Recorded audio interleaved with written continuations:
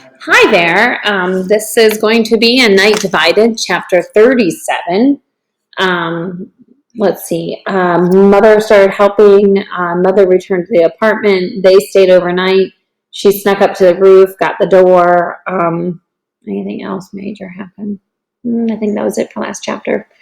He only earns his freedom in this life who takes them every day by storm.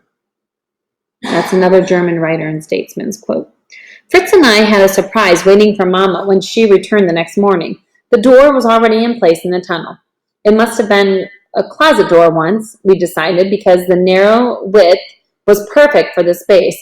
And after we lifted it onto the dirt ceiling and added Fritz's mortar bricks to hold it up, we started pushing in other bricks to force the door upward. That part was incredibly hard, but Fritz was smart. He figured out how to raise the door little bits at a time with smaller wedges, then work the brick in to push the dirt upwards. Did the door do any good? Mama asked. We didn't know, but the ground wouldn't sink any further, and Fritz said he would keep a better eye on the ceiling from then on. After her inspection was complete, Mama pulled out the food she had promised us several times during the night. I had wondered what she might bring, but never imagined anything this wonderful. There were meat patties, honey and crackers, some fruit, and even a few candies. Where did this come from? I asked gleefully. Mother frowned. Will you promise not to think too badly of me? Fritz and I agreed, and then she said, it was in Herr Krause's apartment. I figured he had lived there alone, and nobody had cleaned his place out yet. The food should go to somebody, why not us? But still, this is stolen food, and that was wrong. To make her feel better, I told Mama about taking the pulley. She scouted me properly for that, not only for stealing, but for the risks I'd taken. I didn't mind. Knowing that her crime wasn't as bad as mine seemed to make her feel better, and that was good enough for me. While we were eating, Mama also pulled out a letter addressed to Fritz. He turned it over once in his hand, and then he frowned and he tore it open. He had to hold up a flashlight to read it, and when he did, I saw the military stamp show through the paper. What is it? Mama asked. Fritz's eyes drifted from her over to me. They changed the date for me to report to the military, he muttered. I'm expected to begin serving on Monday. That's only 2 days away. I nearly exploded. You have until the end of the month. You're not even 18 for another 2 weeks. I worried about this. Mama's hand began shaking. Orders change sometimes. I put my hand over hers and steadied them, but instead it made mine shake too. We had so far to go and still no idea of how we'd get past to the surface in the west. We'd never finish the tunnel by then. We're barely going to make it by next week. Fritz crumpled up the letter and he threw it on the ground. Well, yes, we will. And he stood up and he grabbed the shovel and then began tearing into the wall. Without a word, I picked up the bucket and I continued working while Mama quickly packed up the food. If we weren't finished in 2 days, then nobody would have finished it, because we would dig harder than anyone ever had before. When Fritz had got tired, Mama took over for him, and while one worked, the other helped me haul dirt up to the basement. Meter by meter, our tunnel grew and expanded. It was no wider than it had to be, and the work wasn't as neat as Fritz and I had done in the beginning, but we were going forward. By early afternoon, Fritz and I were so tired that Mama insisted we sleep while she continued working. So we returned to the air raid shelter, and my eyes closed before my head even hit the ground. I wasn't sure how long she let us sleep, but it felt like hours. I only knew that when she called for us, we both sat up groggy and disoriented.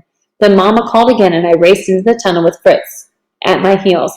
Mama held up a hand to us to stop and then motioned for us to be quiet. With urgency in her voice, she whispered, Listen, and she pointed to the end of the tunnel. I couldn't hear anything at first, but then I walked forward and pressed my ear against the dirt. A sort of sound did come through, thumping, digging. Something not far from us was hitting against a rock. Someone else was tunneling. Panicked, the three of us retreated to the shelter to discuss the matter. There must be other East Germaners trying to escape, Fritz said. Somehow our tunnels have intersected. If we connect with them, we can join our efforts. If you're right, that's too risky, Mama said. We don't know these other people, and we shouldn't tie our fate in with theirs. If they are found out, then we are found out. But we can move so much faster then, Fritz said. Besides, they didn't sound that far away. They'll probably connect with us at some point anyways. We might as well try to get to them and see how we can help each other. I think the sounds came from ahead. Towards us, Mama said. Could it be Stassi building a tunnel along the length of the death strip? That way anyone who tried to cross underground will run into them? That was possible, maybe even likely. And if she was right, then it meant we were only another meter or so away from walking directly into their hands. There's a third option, she said. Maybe the tunnel is coming from the west. What if it's Papa? I hadn't believed it until the words emptied from my mouth. But once they did, I knew I was right. Papa would never have asked us to dig. Fritz and Mama both told me that.